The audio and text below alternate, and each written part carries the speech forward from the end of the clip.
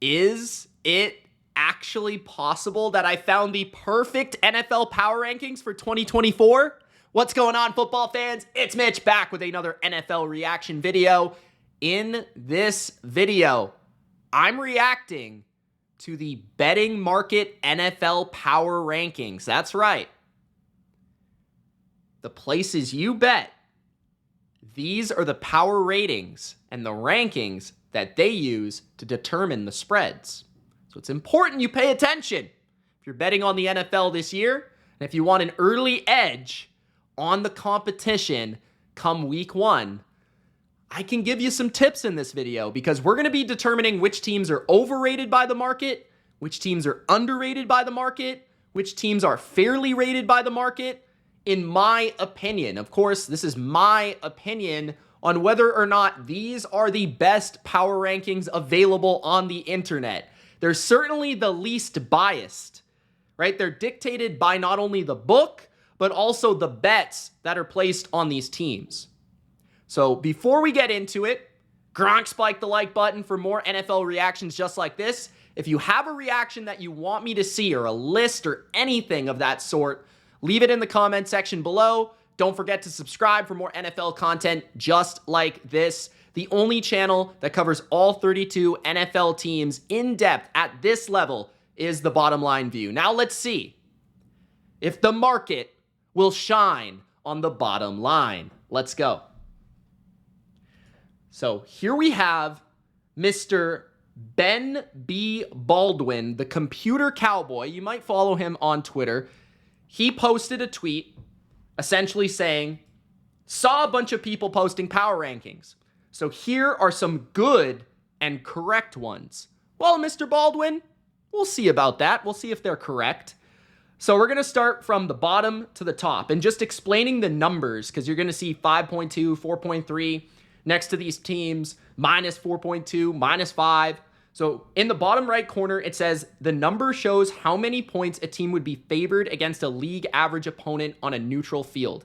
This is also according to DraftKings. So this is taken from DraftKings betting market and, you know, how people are betting on DraftKings. And DraftKings, I think, has the largest pool of bettors. So that also makes it a pretty good source for how people view teams, and the entire public views teams on top of how they view these teams. So this is very interesting.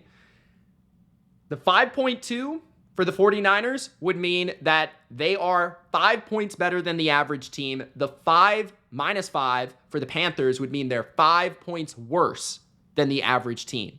Now let's start at the bottom, which is the Patriots and the Panthers. I find this interesting because I personally have been breaking down these teams and making power rankings, and I see no difference between the New England Patriots, the Carolina Panthers, and the other teams that are listed in the bad teams and or young quarterbacks tier. I see no difference between the Patriots and the Giants. If anything, I think the Patriots are better. Honestly, like the Carolina Panthers, if Bryce Young is any good this year, there's no reason they can't be better than the Commanders. They have a better roster than the Commanders. The Broncos, they have a worse defense than the Patriots. They have a young quarterback, an unproven quarterback. So to me, the team that shouldn't be in these categories is Tennessee. I personally view Tennessee a level above these teams because I think they have more potential. Yes, Will Levis is a young quarterback, so to speak, but they have a really good receiving core, right? Calvin Ridley, DeAndre Hopkins, Tyler Boyd, Okonkwo at tight end, an improved offensive line with Latham on the left, Skoronski on the left, right? Cushenberry, who they took from Denver, at center now. Brunskill's good. Like, the O-line is a lot better than last year and the previous couple of years in Tennessee. They've got a better O-line coach in Callahan. They've got a more, offensive-minded coach, obviously, with Callahan, the son, right? And then you've got Spears and Pollard in the backfield to replace Derrick Henry. The defense, I think, stronger in the secondary, not great in the front seven, definitely have their holes. But what I'm saying about Tennessee here is, out of all these teams, the bottom 5 in the NFL, they have the highest upside. If Will Levis figures it out, which we definitely saw some flashes in year number 1 against Pittsburgh, right? Against Atlanta was it against Miami on Monday night. We really did see some flashes. So Tennessee to me should be in a different tier. I would kind of put them in the same tier as Minnesota, as New Orleans, as the Raiders, as those kind of teams. Probably even a team like the Chargers, the Cardinals. I would put Tennessee in that type of tier. Teams that have talent, have potential, you like certain things about them, but they are flawed. That's the tier that I think Tennessee is in. I think New England, Carolina, Washington, the Giants, the Broncos are the worst teams in the NFL. But I don't see there being any separation between those four teams. I think any of those four teams could be the worst in the NFL. They all have arguments for being better than the other, right? Depending on your perspective, and Drake May and Jaden Daniels, you might prefer one team over the other. You might say, oh, New England has the better defense, but the Commanders have the better receivers. You might like Dan Quinn more than Gerard Mayo, right? Or you might say, oh, the Broncos are a little bit better than those teams because they have Sean Payton. But then you might say, like, they have the worst roster of the bunch, right? So there's a lot of different opinions there. I think Carolina being 32, it's probably objectively correct. But at the same time, you have to understand that they're getting better. Like, they improved. The O-line's better. The receiving core is better. Deontay Johnson, Xavier Legette, they improved the offensive line with Damian Lewis and also Robert Hunt. So they should be better in two key areas. They upgraded at running back. Their defense is not bad. It wasn't terrible last year. Their coaching, I think, is interesting with Dave Canales. And it really comes down to Bryce Young. But at the end of the day, if Carolina finished as like the third best team in their own division, would anyone be that surprised? I don't think so. Like, the NFC South is not a very good division. So to have them in square last, I think is also interesting. But, you know, I look at all these teams and I say, I'm really low on the Commanders. I'm really low on the Broncos. I'm really low on the Giants. The other teams, like, I'm a little bit higher on New England and Carolina as opposed to the NFC East teams or the Broncos. That's just my opinion. But hey, that's where I think they've gone a little wrong there, is the separation between those two tiers. I don't think it exists, and I don't think Tennessee belongs in that tier.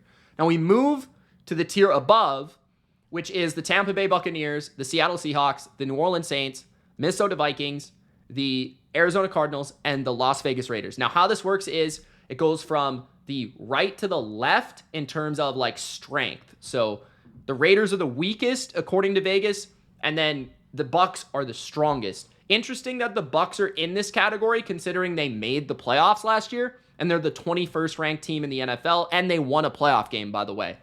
The Raiders, they're 26th, which honestly, like, I'm higher on the Raiders than the Cardinals, probably the Vikings, probably the Saints. So I'd have the Raiders a little bit above this. I think, and I've made a video about the Raiders, I think they're underrated. The thing that holds me back on the Raiders is the quarterback, right? Gardner Minshew, Aiden O'Connell, either one, honestly, like, will they be worse than what the team had last year? Probably not, you know, especially watching the receiver Netflix series with Jimmy Garoppolo. Probably not, but is it going to be great? Is it going to be high class? Probably not either, right? The offensive line could definitely be pretty potent. I'm looking forward to Jackson Powers-Johnson. I'm looking forward to how they run the football with Zamir White. I'm looking forward to Devontae Adams, Jacoby Myers, and then Brock Bowers being added to the mix. I think the D-line is going to be absolutely phenomenal. I think the Raiders are slept on. I've made a video about it. You guys know it. Because I think the defense is legit. I think that the coaching inspires confidence. I don't think they're the greatest coaching staff in the world, but I think that they have a culture building with the Raiders.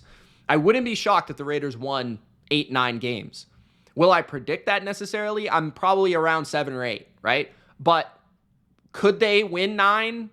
I wouldn't be shocked. It depends on quarterback play for them because I think they have everything else. The Cardinals are kind of the opposite, where the Cardinals have quarterback play, they have offense, but they don't really have a defense to speak of. Like, I prefer the Raiders because I think they have a more well-rounded team. I think they have more talent, period. The defense of the Cardinals is atrocious. Like, and in that division, I don't think they're doing anything. So, you know, it kind of depends, because how you're looking at this with the market-derived team tiers is you're looking at, okay, individual games. I don't think they're necessarily looking at it in terms of, like, projecting the best teams in the league. Now, I could be wrong, but, like, because I kind of feel like NFL power rankings and power ratings are sort of separate. At the same time, predictions and power rankings are sort of separate. But the Cardinals, I would definitely have below the Raiders. I think the Raiders and the Vikings are similar because I really like the Vikings coaching staff. I love O'Connell. Again, continues to impress me on that receiver series, which I'm just catching up with. Brian Flores is a phenomenal defensive coach and runs the most unique defensive system in the NFL that gives high-end quarterbacks and offenses problems, right? I think they've got more talent on defense than people realize, especially in the front seven. And the secondary is flawed, but the offense is really talented around the quarterback. Like if Sam Darnold or JJ McCarthy figure this thing out, just like the Raiders, this is a team that you wouldn't be shocked if they won 9 games. So for that reason, I don't see a world where the Cardinals win 9 games. Like the Cardinals just don't have a good enough defense. And I guess I'm not high enough on Kyler Murray to really believe that he could carry a team to that level. I think he's fine. I think he's good, but he's not like Josh Allen or Patrick Mahomes or Lamar Jackson. So yeah, that's just how I feel about the Cardinals. The Saints, I'm very much down on the Saints. I like the defense, but the offense I'm very scared of, and I think Derek Carr is like done. Like I think he is toast. I think this is the final year for Dennis Allen. I don't think he's going to do anything with it. Unfortunately for Saints fans, I'm not trying to hate on the team or anything. This is just like my objective sight of the Saints. And I just feel like the O-line is going to struggle. They're not going to be able to run the ball. They're not going to be able to protect. Their weapons are rather limited, right? It's a funnel of like Rashid Shaheed and Chris Olave. And then the defense is good, but there are some kind of older, aging players that you have to be concerned about. So the Saints, I actually would be betting against them based on these power rankings. The Seahawks, I think, are highly underrated on these rankings. I think the Seahawks are like my ascending team this year just based on this. I think the Seahawks are highly underrated. I've talked about their defense at length and Mike McDonald at length. I love both of those areas. I think that the offense is obviously a little bit of a question mark, but I mean, when you have that much talent at receiver, that running back that you have, like Geno has proven to be a good quarterback, and even if Geno stinks somehow, Sam Howell could come off the bench and be decent. Like, I think the Seahawks are legit. I understand they're in a tough division, but they deserve to be a tier higher than this. I'd also have probably Tampa a tier higher than this. The teams that I would probably move down, I don't really necessarily see a team that is like, other than the Chargers and maybe the Colts. I think if I had to swap 2 for 2, I'd probably swap Seattle and Tampa for Indy and Los Angeles. Just because I view Indy and Los Angeles as teams that, yes, have Herbert and yes, have Shane Steichen and a high upside quarterback in Anthony Richardson. But I view both those teams as like needing a lot of help to actually reach their potential, while I view Tampa Bay as a pretty safe, good, solid team that could win their division. And I view Seattle as a team that has all the talent and now I feel like has the push from the coaching to actually get to where they want to be. Like they've been 9-8 the last 2 years. Even if they finish 9-8 again, it feels like they've been underrated. The Bucs have won their division. I understand that a lot of those were with Tom Brady, but Tom Brady, won his division 2021, 2022. Then they won their division with Baker Mayfield in 2023. So I just don't understand why Tampa, like they're the most well-rounded team in the NFC South. Like the quarterback, the offensive line, the defensive line, the defense, the offense, the receivers. The Bucs are the most well-rounded team. The Falcons are extremely overrated on these power rankings. Like they're the 16th rated team. And I don't know if they have seen their defense, but the Falcons don't really have a great defense on paper. I think they really exceeded expectations thanks to a few great individual performances from players and then also the coaching. I could see the Falcons being a team that is very one-dimensional, as in a good offense and a bad defense. And I think Tampa is kind of like a average offense and average defense. That's kind of the way that I view it. But I don't know how they're not in the same tier. I don't know how anyone would view the Falcons and the Bucs as in being in different tiers. And even Seattle, I think some Falcons fans would think Seahawks are better than the Falcons. Like, honestly. Now, Kirk Cousins, yeah, if Kirk Cousins plays well, like, they're going to have a chance to win this division and get to the playoffs, for sure. But there's questions about their pass rush. There's questions about their secondary. There's questions about their receiving core. There's questions about their coaching staff, who's brand new. right? Tampa has so much cohesion and chemistry and players that have balled out for them for years, right? You've got Super Bowl champs on this roster, from Evans to Godwin to Tristan Wirfs to Vita Vea to Levante David to Antoine Winfield, Jordan Whitehead's back, like Jamel Dean, like all these guys have won Super Bowls. They've won playoff games. They've been in the playoffs. Like, I think that's a crazy difference, 16 versus 21 between Tampa and Atlanta. I don't see anyone really realistically having them separated by more than like 2 teams. And then you've got Indy and the Chargers again. Like, the Chargers are flawed, but I could kind of see where they're coming from. The Colts, I think the Colts are a bit overrated. I'm going to be honest. Like, I think a lot is baked into Anthony Richardson is going to be some special player, but like, he has barely played in the NFL. He barely played in college football. Like, he needs room to grow. And this team on defense just lost a stud pass rusher, as a good defensive lineman. They have a flawed secondary. Their passing game is probably going to be extremely inconsistent. They're going to run the ball very well, but their passing game is probably going to flutter, right?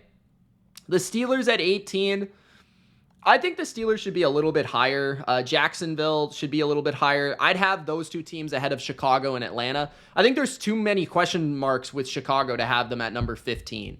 That just feels a little bit high, just based on like all the questions they have. They have a rookie quarterback. They have a mediocre to below mediocre coaching staff. The O-line has been up and down the last couple of years. The defense ended the season well, but you wonder if they'll be able to carry that through. So question marks with upside. The tier makes sense. You know, Cleveland, the Rams.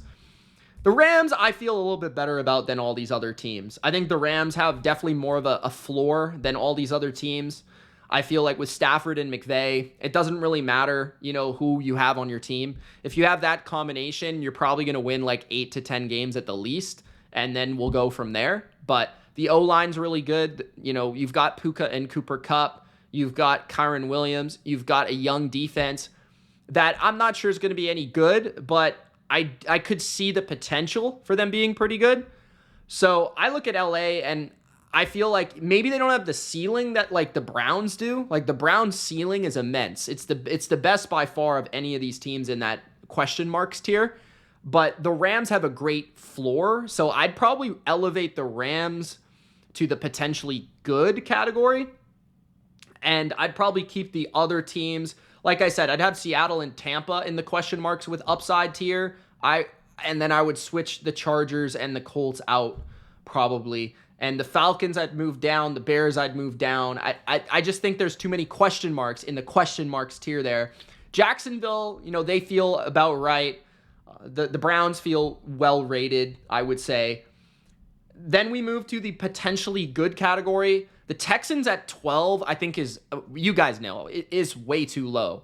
Like, I understand that they have not exactly proven it yet, which a lot of people, that's their counter to my comments about the Texans all offseason. Can they prove it, right? Guys, like, they had the most injured team in the NFL, like them and the Patriots, I think. And the Texans had the most injured offensive line, one of the most injured secondaries in the league. They had an injured receiving core, and CJ Stroud still won, 10 games? They made the playoffs. They won a playoff game in like stunning, impressive fashion at home. And then they lost to the best team in the AFC, who ended up choking against the Chiefs. But the Texans are really good, and they've upgraded like immensely. Like, people are underselling how much talent they've added to their team. You know, like a absolute alpha stud pass rusher, Danielle Hunter, is a huge difference in your team. A very good probable number 2 receiver in Stephon Diggs is a huge difference in your team.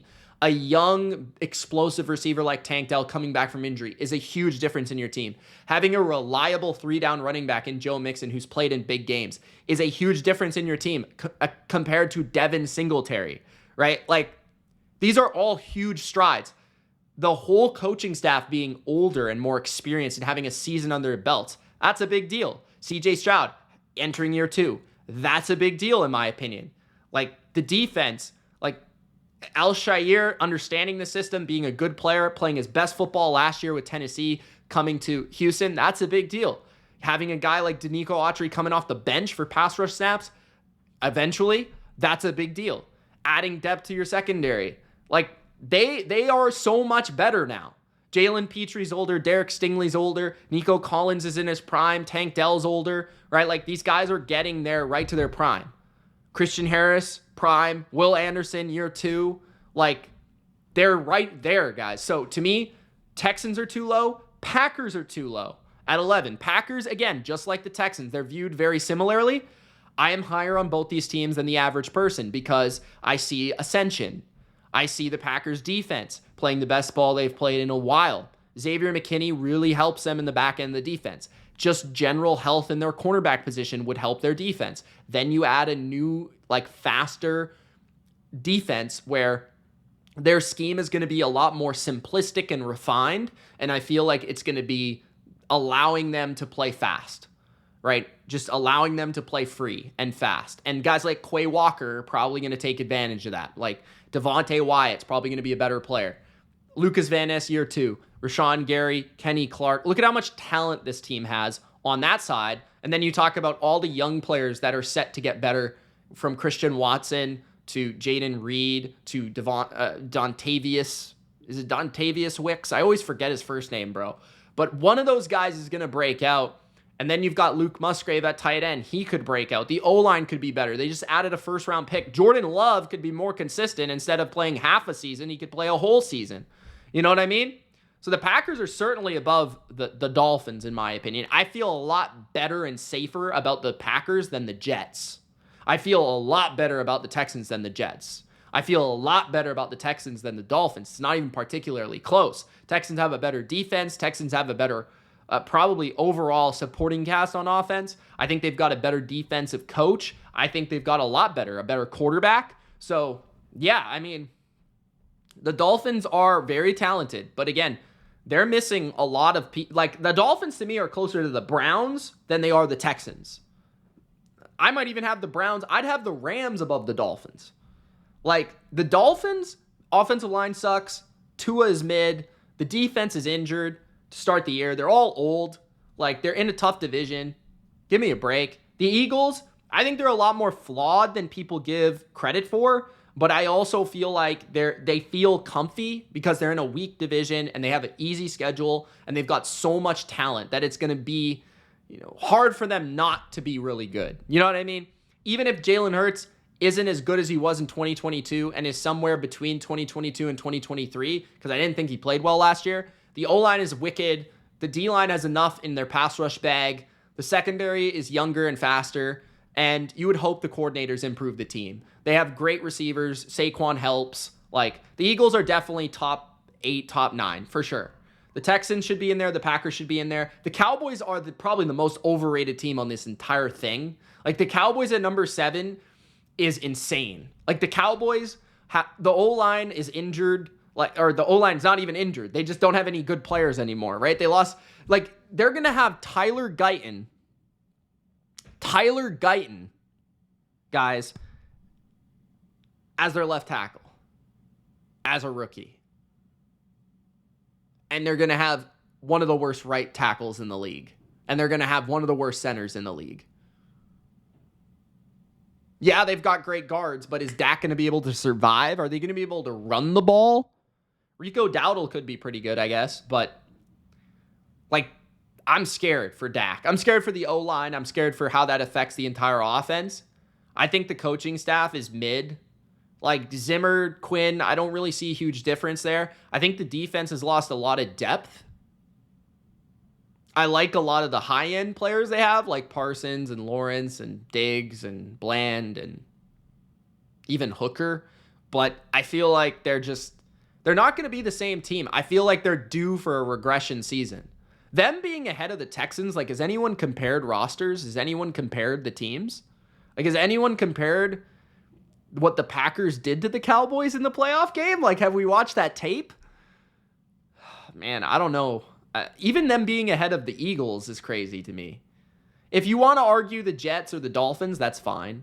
But, the Eagles, the Texans, the Packers. Then you've got the Bills, which I understand because the Bills have Josh Allen. So, I get it. So them being at number 6 is not crazy at all. I think that's pretty fair. 6, 7, 8 is that range for the Bills for me. I would just have the Texans and the Packers probably right next to the Bills. I'd probably have the Texans ahead of the Bills, but the Packers would probably be pretty similar. The Bills, again, like, I like their defense overall. I like the offense overall. I think it's a little bit slept on because they lost Stephon Diggs and everyone's worried about that, but I actually think they have a clear identity and they've got one of the best quarterbacks in the league. So I'm not too worried about them being in this top 7. Like, there's no worries about that at all. Then you've got the Lions at 5, which is cool, and the Bengals at 4, which is cool. I actually really like that they have respect for the Lions and the Bengals. I think the Lions have killed them the last couple of years in terms of betting so heavily that they've given them respect. And then the Bengals, obviously, with Joe Burrow. That's a good ranking. I think the Ravens are overrated being in the no-brainer top teams category. That is because of what they did last year. But if you look at all the things they've lost and all the players they've lost and the coaches, even like not even just Mike McDonald, but they've lost other coaches as well. That is like a brain drain and a player drain that is hard to overcome. The offensive line, the pass rush of Jadeveon Clowney, the safety position of Geno Stone, like we look at it across the board and we say Patrick Queen, who's a stud. Like we look at it and we say like the Ravens, I don't think they're the best team in their division. I would say that's the Bengals. I think I would have the Texans above the Ravens in terms of potential to win the Super Bowl this year. I think that the Bills and the Ravens are like pretty compatible because they both have elite quarterbacks. They both have steady coaches. They have good rosters, but you do wonder if they're as good as they have been, right? And then the Chiefs and the Niners, I think, are clearly the top no-brainer teams. Like, if you wanted to just make this tier the Niners and the Chiefs, then you're probably correct. But remove the Ravens, put them into the Bengal, Lion, Bill mix, and then upgrade the Texans, upgrade the Packers. So to me, like, there's just a few things about this.